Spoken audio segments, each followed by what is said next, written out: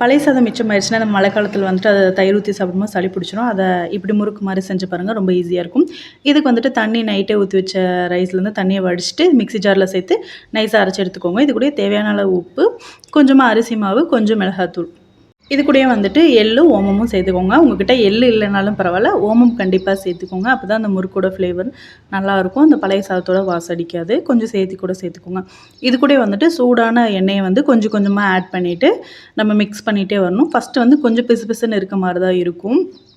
இது சாதம் அப்படின்றனால கையில் ஒட்ட தான் செய்யும். கொஞ்சம் கொஞ்சமாக அதுக்கேற்ற மாதிரி அரிசி மாவு இன்னும் கொஞ்சம் வேணுனாலும் ஆட் பண்ணிவிட்டு கொஞ்சம் கொஞ்சமாக ஆயிலும் சேர்த்து மிக்ஸ் பண்ணிகிட்டே வரும்போது இந்த மாதிரி முறுக்கு மாவு பதத்தில் கையில் ஒட்டாமல் வரும்.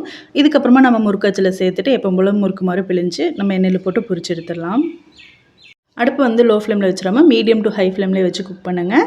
இது கோல்டன் கலர் ஆனதுக்கப்புறம் எடுத்துடலாம். இது வந்துட்டு ரொம்ப சூப்பராக நம்ம பழைய சாதத்தில் செஞ்ச முறுக்கு மாதிரியே டிஃப்ரென்ஸ் தெரியாது. ட்ரை பண்ணி பாருங்கள்.